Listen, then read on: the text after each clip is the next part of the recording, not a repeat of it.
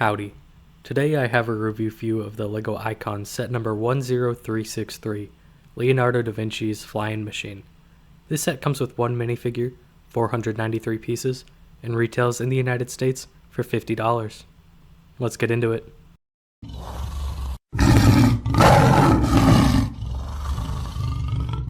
Opening this set up, we can see that it contains 4 bags. All of mine were plastic, as well as a paper envelope that will contain your cloth wings. The instructions have some really nice details, at least in the first half, that you'd normally only see in a more expensive set. As for the set, we'll start off simple with just the stand. On top of the stand, you can see that the minifigure, Leonardo da Vinci, is right there, front and center. As well as in the front, there's a tile that reads Leonardo da Vinci's Flying Machine. The bottom of the stand somewhat looks like the silhouette of the flying machine, at least that's what I've heard.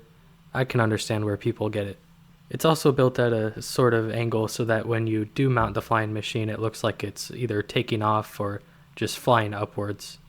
Securing it to the stand is very simple. There's just an axle that goes right into it, and then it just rests on it like that. Perhaps the best feature is the wings flapping by pulling this little lever back here, and all of that is done with various strings and connection points. And the build as far as that goes is just incredible. However, you do want to make sure that you keep the pieces relatively loose, otherwise you'll find that it doesn't flap very well and you have to kind of put a little bit of force on it. It shouldn't be like that, you just gotta loosen up the parts a little.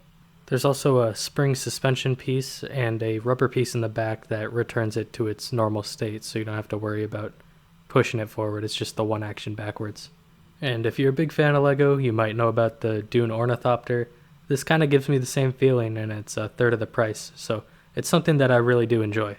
Now, talking about the build as a whole, I think that the color selection is very great.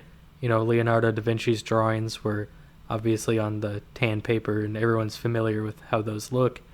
But to go with the tan paper color for the wings, I think was an excellent decision, as well as incorporating some lighter and darker browns into the actual body of the build. Really incredible. The build is not a minifigure scale, completely a non-issue considering this is just a standalone adults kind of display. For me personally, this is going on my desk at work, and I know all the engineers and everyone there is going to get a kick out of it. Leonardo da Vinci himself looks suspiciously like Dumbledore, but you can't really blame the LEGO group on that one. The cloth wings were definitely the right call here, and maybe if you're going to make a mock, they could be used on a brown or tan dragon. I could definitely see that, but I wouldn't personally know how to do it. The flapping of the wings is super satisfying. I'm telling you guys, if you get this set, you probably won't regret it. This is a really fun playset as well as a really great display set. This is something that's more imaginative than Star Wars and Marvel, so it might not be for everyone, but I really enjoy this set.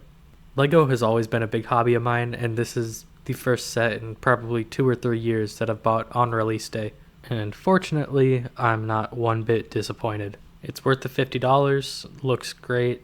I can definitely recommend this set. Let me know what you guys think in the comments. Also, if you enjoyed the video, make sure to leave a like and consider subscribing. It's always appreciated. See ya.